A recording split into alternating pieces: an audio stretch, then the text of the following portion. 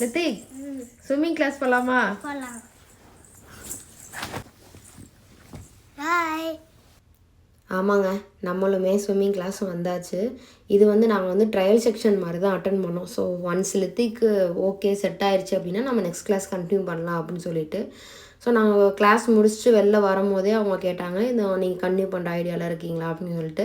So லித்திக்கிட்ட கேட்டாலுமே okay அப்படிங்கிற மாதிரி சொன்னோன்னா அவங்களோட ப்ரொசீஜர்லாம் சொன்னாங்க. என்ன அப்படின்னா வீக்லி 1 கிளாஸ் தான். நீங்கள் வந்து மந்த்லி பேமெண்ட் பண்ணுற மாதிரி இருக்கும். ஸோ 4 கிளாஸ் வரும். $120 பே பண்ணுற மாதிரி இருக்கும் அப்படின்னு சொன்னாங்க. ஸோ ஈச் கிளாஸ் $30ங்கிற மாதிரி வந்துச்சு.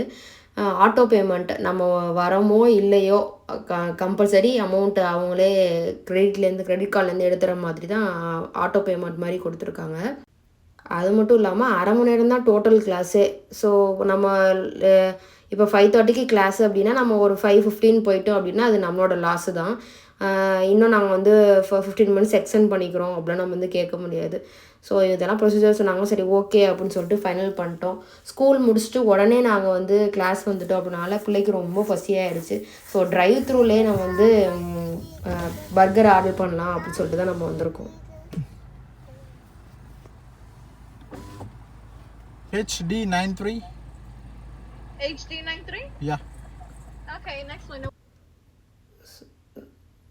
நம்ம வேணுங்கிற ஐட்டமை கார்லேயே ஆர்டர் பண்ணிவிட்டு கார்லேயே உட்காந்து கார்லேயே வாங்கிட்டு வேணும்னா கார்லேயே உட்காந்து சாப்பிட்டுக்கலாம், இல்லைன்னா வீட்டில் போய் கூட சாப்பிட்டுக்கலாம்.